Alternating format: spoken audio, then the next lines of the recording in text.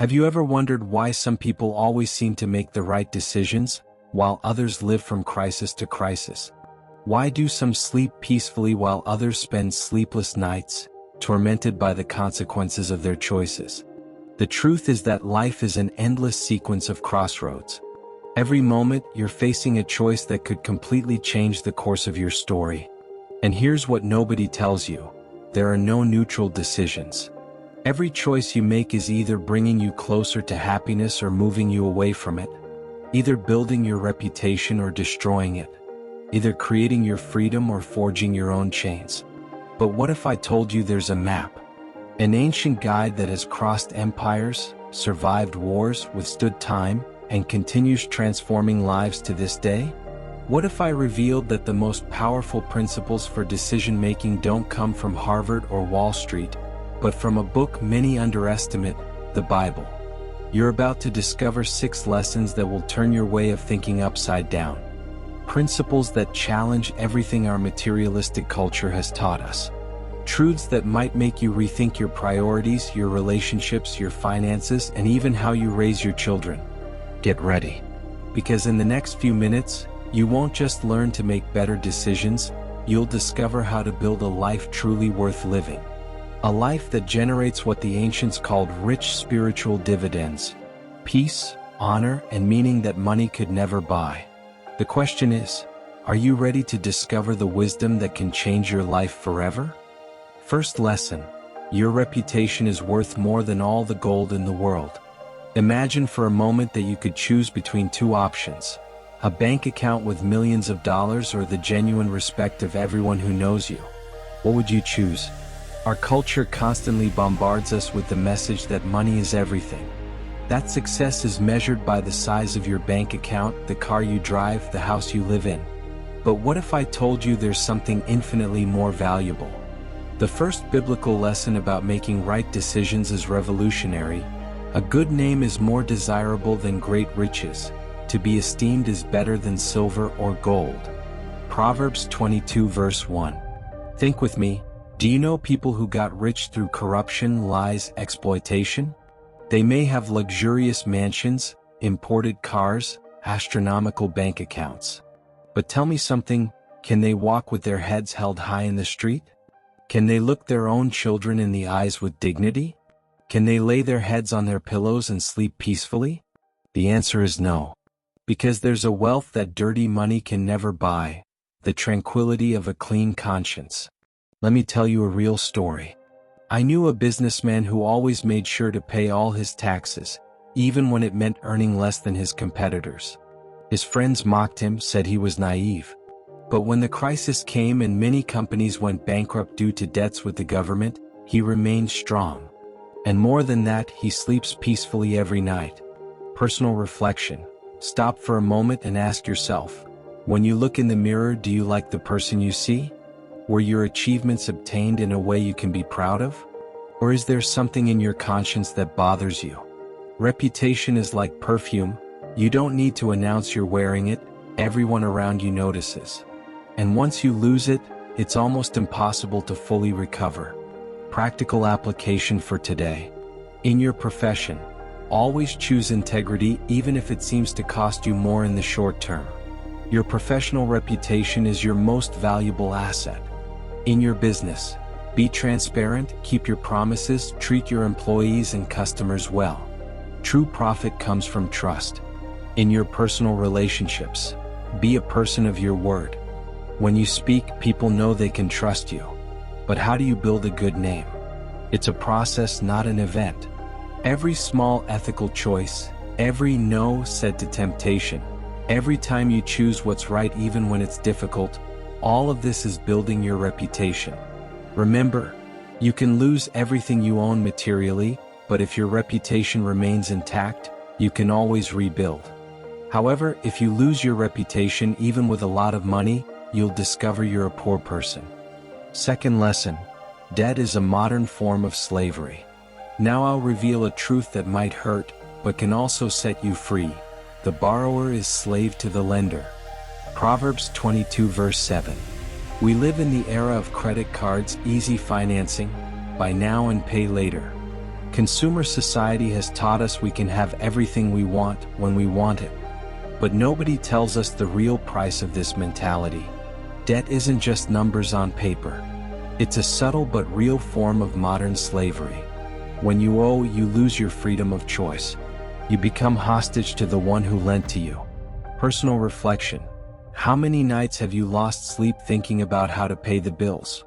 How many opportunities have you missed because you were tied to financial commitments?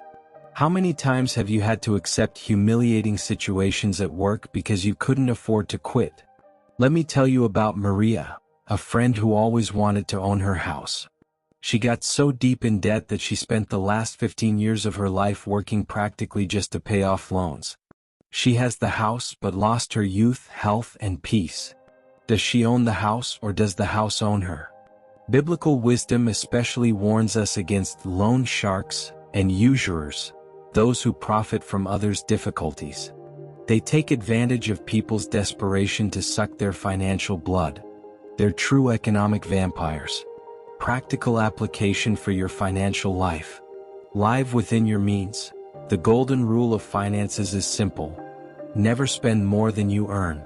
If you don't have money to buy cash, question whether you really need it. Flee from abusive interest.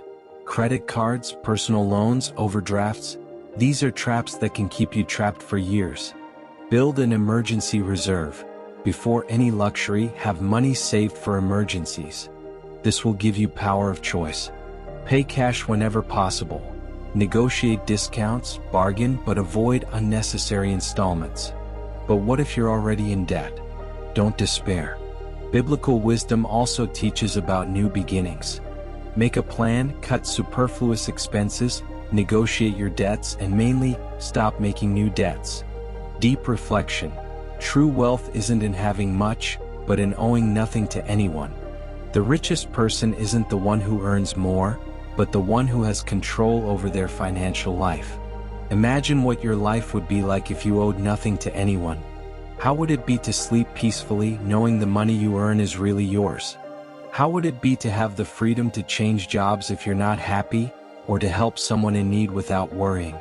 This freedom is possible, but it requires discipline, sacrifice, and mainly, wisdom to distinguish between what you want and what you really need. Third lesson, true prudence is avoiding the problem, not just solving it.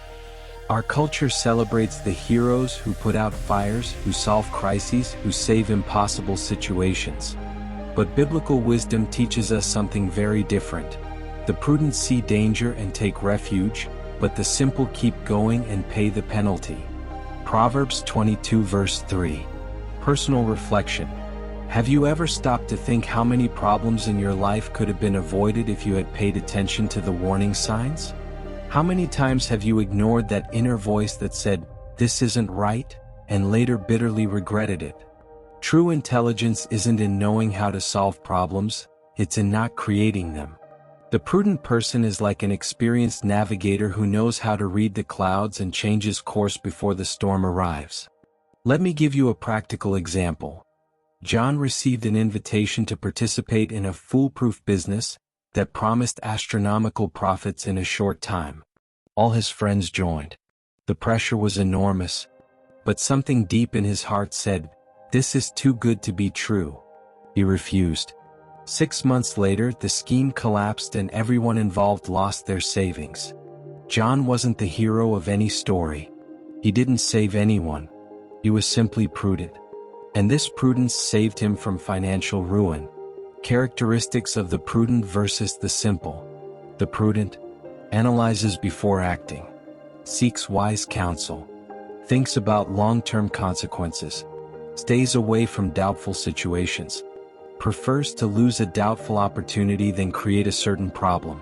The simple acts on impulse, follows the crowd without questioning, thinks only about immediate pleasure, is attracted to what's forbidden or dangerous, believes that it will be different with them. Practical applications of prudence. In relationships, if the person has a history of troubled relationships, constant lies, or disrespectful treatment of others, why would you be different? The prudent person observes how someone treats waiters, cleaners, subordinates. This reveals true character. In investments, if someone promises you guaranteed gains well above the market, be suspicious. The prudent person researches, studies, understands before investing. In friendships, tell me who you walk with and I'll tell you who you are. If your friends are always getting into trouble, making destructive choices, using drugs or drinking excessively, the natural tendency is for you to be influenced too. At work, if the company has questionable practices, if the boss asks you to do things that violate your ethics, if the environment is toxic, the prudent person seeks alternatives before the situation explodes. Deep reflection. Often we have a fatal attraction to error. It's as if we're attracted exactly to what we know will hurt us. Have you noticed this in yourself? The Bible compares the simple to a deceived dove that flies into the abyss. The dove is beautiful but naive. It doesn't perceive the trap until it's too late. How to develop prudence? Stop and think. Before any important decision, take time to reflect. Don't decide under pressure. Seek counsel. Talk to wise and experienced people. They've already gone through similar situations. Trust your intuition. If something doesn't smell right, it probably isn't right. Think about consequences. Ask yourself, if this goes wrong, can I handle the consequences? Prudence isn't cowardice. It's wisdom. It's the difference between living reacting to crises and living with tranquility, making conscious choices that take you where you really want to go. Remember, it's much easier to avoid a problem than to solve it later. And much less painful too. Fourth lesson, example is not one way to educate. It's the only way. If you have children, prepare your heart for one of the most challenging and transformative truths about education you've ever heard. If you don't have children yet, keep this like gold, because one day it could make all the difference in the lives of the little ones to come. Biblical wisdom is crystal clear. Start children off on the way they should go, and even when they are old they will not turn from it. Proverbs 22 verse 6. Personal reflection. Who is really educating your children? You or the internet? You or the cartoons? You or their school friends? You or the YouTubers they follow? The painful truth is that many parents have outsourced their children's education. They're so busy building a financial future for their children that they forgot to build their children for the future. Let me tell you a story that might shock you. I knew a family where the parents were workaholics. They worked 12, 14 hours a day to give the best to their children. Big house, private school, video games, the latest cell phone. But when they got home, they were exhausted. The children were raised by the nanny, TV, the internet. Result? At 16, the son was caught using drugs at school. At 14, the daughter began getting involved with older people through the internet. The parents didn't understand. After all, they gave everything to their children. But they forgot to give the most important thing: presence, example, guidance. The difference between giving orders and giving example. Giving orders is saying, you need to be honest. Giving example is the child seeing you return incorrect change at the store. Giving orders is saying, don't lie. Giving example is the child seeing you tell the truth even when it's difficult. Giving orders is saying, be generous. Giving example is the child seeing you help the needy neighbor. Albert Schweitzer said a phrase that should be engraved in every father and mother's heart. Example is not one way to teach, it's the only effective way to do it. Deep reflection. Are your actions confirming or contradicting your words? If your children followed exactly your example, would you be proud of the result? Practical applications for children's education. Be your children's hero. Instead of them admiring Batman or Spider-Man, make them admire you. This means being worthy of admiration. Teach values, not just rules. Explain the why behind each principle. A child who understands the reason is more likely to obey even when no one is watching. Correct with love, but correct. The Bible teaches that folly is bound up in the heart of a child. That is, the tendency to err is natural. Loving and consistent discipline is necessary. Give attention, not just things. Your child would rather have you present 1,000 times than have the most expensive toy in the store. The danger of permissiveness. Biblical wisdom warns, a child left to itself brings shame to its mother. Limits aren't cruelty, they're love. A child without limits becomes an adult who can't handle frustration, who doesn't respect authority, who has no self-control. Reflection for parents. Are you raising children or friends? Are you educating or just satisfying? Are you preparing your children for the real world or for a fantasy world where everything is allowed? For those who aren't parents yet, are you preparing for this responsibility? Are you developing the character you'd like to see in your future children? Remember, you can't give what you don't have. Education begins with self-education. Be the person you'd want your children to become. The powerful promise. The Bible promises that if you train a child in the right way, even when they are old, they will not turn from it. This doesn't mean there will never be rebellion or difficult moments, but it means the fundamental values planted in childhood will always be there, like an internal compass guiding back to the right path. Educating a child is planting a tree whose fruits you'll only see decades later. But what a responsibility! What a privilege! What an opportunity to leave a legacy that transcends generations. Fifth lesson: laziness hides behind imaginary lions. Get ready for one of the most insightful observations about human nature you've ever heard.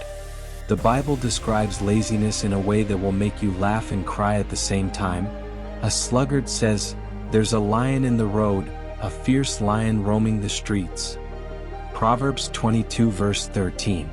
Personal reflection. How many times have you invented excuses not to do something you knew you should do? How many imaginary lions have you created to justify your inertia? The Bible's sluggard is an almost comical character. He prefers to invent the most absurd excuse, a wild lion in the middle of the city, than simply leave home to work. But why is this image so powerful? Because all of us at some point are that sluggard. Let's be honest, have you ever invented a headache to avoid going to a meeting? Have you ever said you were broke to avoid helping someone? Have you ever claimed lack of time to avoid committing to something important? The modern lions of laziness. I don't have time, but have time for social media for hours. I don't have money, but have money for superfluities. I don't know where to start. Excuse to never start. It's not the right time. The time will never be perfect. I don't have talent.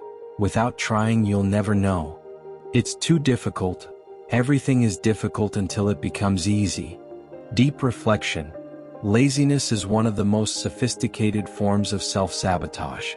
It doesn't present itself as something negative. It disguises itself as prudence, as lack of opportunity, as unfavorable circumstances. Let me tell you about Peter, a young man with a dream of starting his own company. For 5 years he had every excuse in the world. The market is bad. I don't have enough capital. My family doesn't support me. It's not the right time. I need to study more first. Meanwhile, others less qualified than him started from zero and built prosperous businesses. Peter's imaginary lions kept him in his comfort zone until it was too late. The danger of welfare that creates dependency. Biblical wisdom makes a deep critique of what we today call misapplied welfare.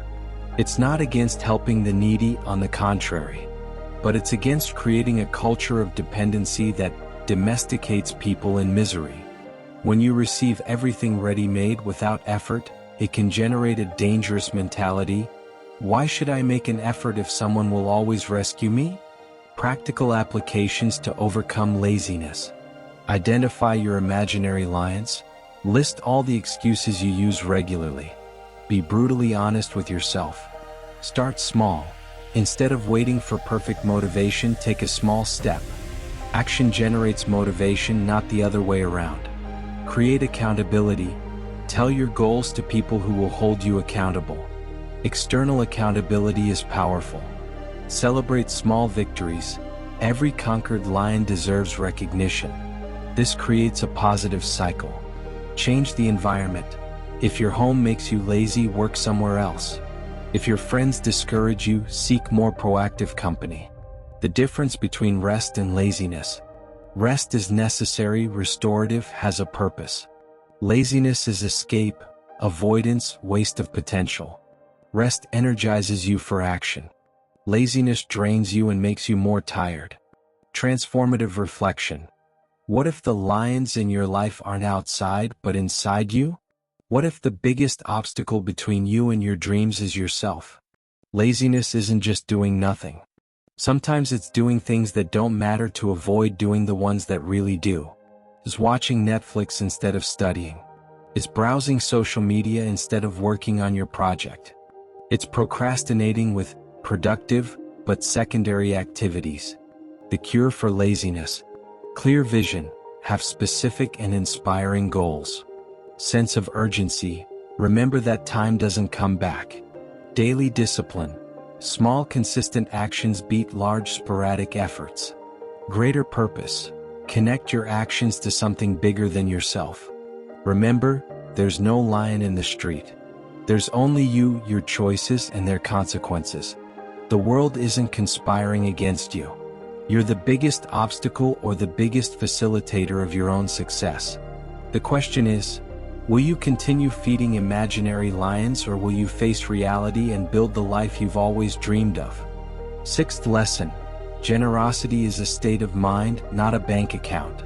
We've reached the lesson that can completely revolutionize your perspective on wealth, poverty, and the true meaning of a prosperous life. Whoever is kind to the poor lends to the Lord, and he will reward them for what they have done. Proverbs 22 verse 9. Personal reflection. When was the last time you helped someone without expecting anything in return? When was the last time your generosity cost you something but you did it anyway? Our society has taught us a cruel lie, that only the rich can be generous. That you need to have a lot to be able to give. That first you accumulate wealth and then, maybe, help others. Biblical wisdom destroys this lie with a simple and powerful truth. Generosity isn't about quantity, it's about the heart. Let me tell you a story I'll never forget. On a cold winter day, I saw a homeless woman sharing her only blanket with her dog. She could have kept the entire blanket but chose to share. In that moment, she was more generous than many millionaires I know. True generosity isn't measured by what you give, but by what's left after you give. The divine mathematics of generosity. Poor widow plus 2 coins equals 100% generosity. Rich man plus large amounts equals maybe 1% generosity. Jesus observed this and said the widow gave more because she gave all she had. Practical examples of generosity without money. Your time. Visiting a lonely elderly person is worth more than any expensive gift. Your skill. Teaching someone something you know how to do. Your attention. Truly listening to someone who needs to vent. Your influence. Referring someone for an opportunity. Your energy. Helping someone move or do renovations. Deep reflection.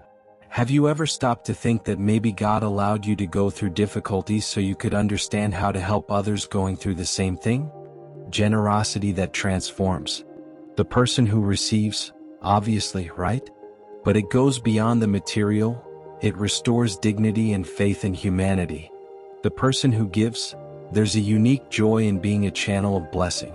It's as if you connect with the deepest purpose of existence. Society. Every act of generosity creates waves that spread far beyond what we can see. Practical applications of generosity. Start where you are. If you have 2 shirts, give 1. If you have knowledge, teach. If you have health, serve. Be creative. Generosity isn't just money. It can be a sincere compliment, a smile, a word of encouragement. Give without expecting return. Generosity with ulterior motives isn't generosity, it's investment. Be consistent. Better to give little regularly than a lot sporadically. Obstacles to generosity. I'll give when I have more. Those who aren't generous with little won't be with much. What if I lack? The fear of scarcity kills generosity. They don't deserve it. Generosity isn't about deserving, it's about love. It won't make a difference. A drop in the ocean is still a drop. The promise of generosity. The Bible promises that whoever is generous will be blessed. This isn't a magic formula to get rich, but a spiritual law. Those who sow blessing reap blessing. Transformative reflection. What if the reason you still don't have everything you want is because you're not sharing what you already have? There's a powerful principle. You can't hold with a closed fist and receive with a closed fist at the same time. Sometimes, God is waiting for you to open your hands to give so He can fill them again. Generosity in practice. At work, help colleagues, share knowledge, be generous with compliments. In the family, be generous with time, attention, patience, understanding. In the community, participate, contribute, be part of the solution. With strangers, a smile, a kind word can change someone's day. Generosity as a lifestyle. When you live generously, you change. You become less focused on yourself and more aware of the needs around you. You develop gratitude for what you have. You connect with people more deeply. Generosity isn't something you do, it's something you become. And when you become a generous person, you discover a beautiful truth. It's impossible to be generous and bitter at the same time. It's impossible to be generous and live only for yourself. Generosity connects you with the best of your humanity. The final question is, what kind of legacy do you want to leave? Do you want to be remembered as someone who accumulated things or as someone who transformed lives? The choice is yours. And it starts today with what you have where you are. Conclusion: building a life of true value. We've reached the end of this transformative journey, but in reality, this is just the beginning of your new way of making decisions. Throughout these minutes, you've discovered 6 principles that can completely revolutionize your life. Your reputation is worth more than all gold. Build a name that honors you and your family. Debt is modern slavery. Conquer your financial freedom. Prevention is better than cure. Be prudent and avoid problems. Example is the only effective way to educate. Be the model you want to see. Overcome the imaginary lions of laziness. Stop making excuses and act. Generosity is a state of mind. Share what you have, regardless of quantity. Final and personal reflection. Look back at the last 5 years of your life. How many decisions did you make based on the principles you just learned? And how many did you make following the world's patterns? Now look forward. Imagine the next 5 years living according to these principles. How would it be different? How would it be to wake up every day knowing you're building something lasting, something that really matters? The divine mathematics of life. There's a different mathematics in the spiritual realm. A logic that challenges our natural instincts. To be truly rich, you need to value your reputation more than your money. To be truly free, you need to avoid the traps of debt. To be truly wise, you need to prevent problems instead of just solving them. To truly educate, you need to be the example you preach. To be truly productive, you need to overcome your own laziness. To be truly prosperous, you need to be generous. The question that changes everything: will you continue making decisions based on what the world taught you, or will you have the courage to follow wisdom that has already transformed millions of lives over millennia? The real-life test. Let me make a personal challenge with you. In the next 24 hours, you'll have dozens of opportunities to apply these principles. When someone tells gossip, will you spread it or protect the person's reputation? When you see something you want, will you buy impulsively or remember the dangers of debt? When you notice a problematic situation forming, will you be prudent and step away or go out of curiosity? When your children are watching you, will you be the example you want them to follow? When laziness hits, will you invent excuses or act even without motivation?